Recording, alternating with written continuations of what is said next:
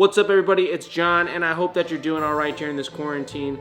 Today, we're going to do something a little fun. It's one of my favorite segments that we do on this show. It's where I watch a movie that I've never seen before at supersonic speeds, and then afterwards I try to guess the plot. Now, this vote was super close, but tonight's feature will be Solo, a Star Wars story. I heard this movie was trash. It stinks because I'm a Star Wars fan. Matter of fact, I have a lot of Star Wars toys. Let me show you.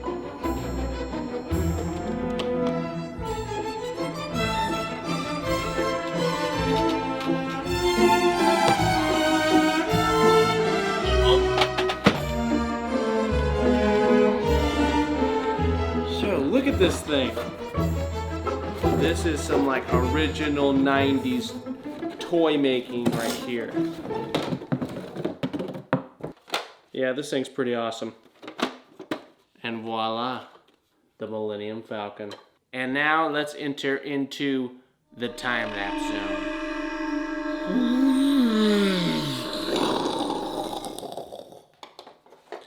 Yeah, I'm gonna play with this for a little bit.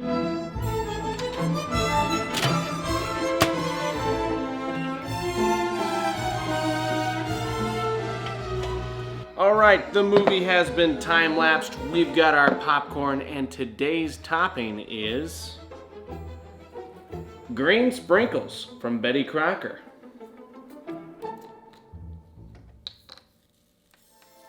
Oh yeah.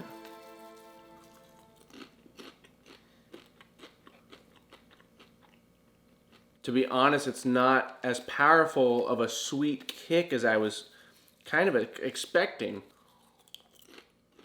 Quite forgettable. Betty Crocker, I love you, but you taste better on cupcakes. C-. Today, with the power of time-lapse technology, I have turned this 2-hour and 15-minute feature into 2 minutes and 15 seconds. No Star Wars adventure film has ever been viewed in this way before, and probably for good reason. Will I be able to understand the plot, or will I be lost in hyperspeed? Only time will tell. So, after I make my best guess as to what this film is about, please let me know in the comments how right or wrong I am. So, with that, there's only one thing left to do. It's time to time-lapse the movies. Alright, here we go. Okay, a long time ago, I don't know what that said. Usually I can read that.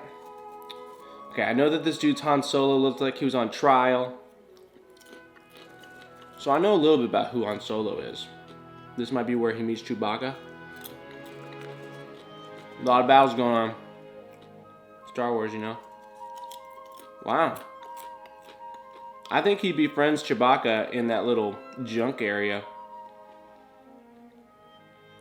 Okay, Han Solo's for sure on the run.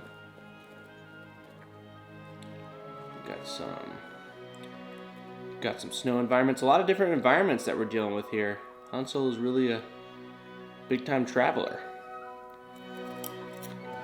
Okay. Is that the Dragon Queen? If that's Emilia Clarke, I might need to see this movie now. You know what I mean?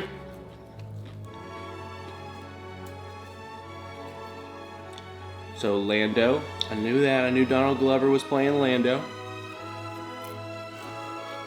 Han Solo's got a thing for the Dragon Queen.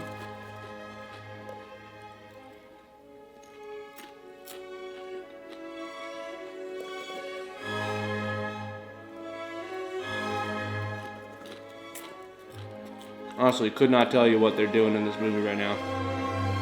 But they're getting attacked. And I don't know why.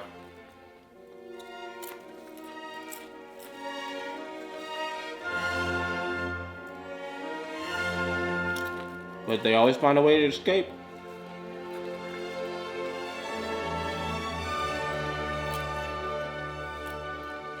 That might be Obi-Wan Kenobi.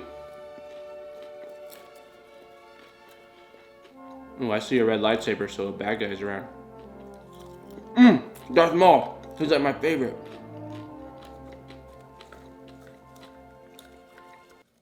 Oh, man, that's the end of the movie. Here's what I got. Donald Glover is Lando. This is a tough one. The movie's called Solo, so it's like kind of how he was born into becoming who he is. I think that he stole the Millennium Falcon, and honestly, I have no idea. I'm gonna watch this at a slower speed. So my guess is Han Solo used to be a soldier. He used to fight in the army. It looks like he got in trouble or became a prisoner of war at some point, and he and Chewbacca, that's where they meet. Han Solo's like, hey dude, let's get out of here, man. Let's be friends and let's get out of here. So they eventually do run away. And there was a quick moment where it looked like Chewbacca and Han Solo took a shower together. I don't know what the hell it's about, but I saw it really quickly.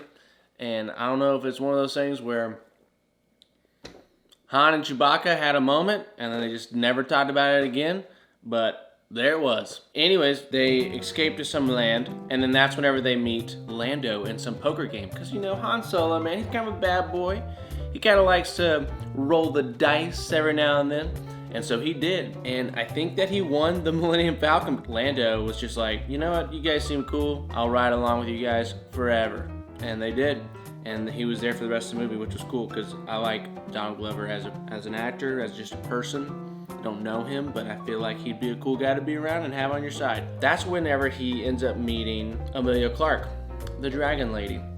And it looked like there was some sort of negotiating deals going on. Hey, we need you to go on this quest for us. And he's like, yeah, I'll do anything as long as she's involved, because he's into her. What I noticed too when they were in these negotiations, there was this man with like these scars.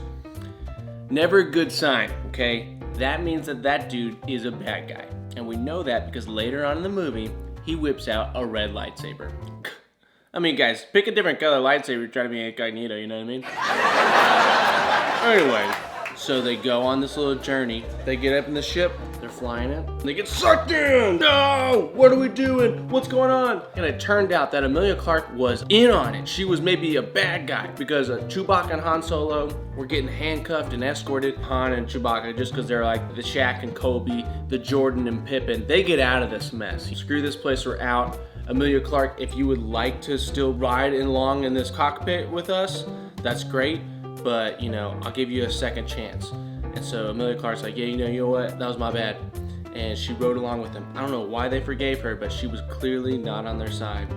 By the way, Woody Harrelson popped up at some point too, and he's in the movie. It's all blurry to me, but I think that then they end up meeting that bad guy again with the scar face, and I think they give him the prize, which looked like some glowing cylinders. I don't know what the cylinders were, so we're just gonna say they were freezer pops. And he was upset because they were the store-bought brand, and he rips out his lightsaber. So they fight, and I think Emilia Clarke ends up actually maybe killing him, because I saw like a moment of like struggle where she was just like, you know. So I think she kills the bad guy, and then at some point, Emilia Clarke, she gets a hologram. A telegram, hologram. And it's a little voice message from Darth Maul. Now, if you don't know Star Wars, Darth Maul is a bad guy. Darth Maul was either like, I'm very disappointed in you, and she was like, I'm sorry. And so I think that she continues to be on the dark side. She's playing the long game on Han, and Han doesn't know it because he's just too attracted to her beauty. Anyway, so she goes off, she flies away, and then Han Solo and Lando and Chewbacca went to go play poker again because they're addicted, they love the rush, they love the way it feels, and that was the end of the movie. So, how'd I do? I think I kind of know what the film's about now. Alright, so this was Time-Lapse the movies. I will be doing the Karate Kid next. I do have a little bit of mail. Thank you so much for sending me your letters. Like I said, if you send me a letter, I'll send you a postcard. Just a note to say howdy. Thank you so much, Kathy, and howdy. Awesome. Look at that. Thank you so much, Sarah. Alright, that's it for me. Keep making vids. See you in the next one.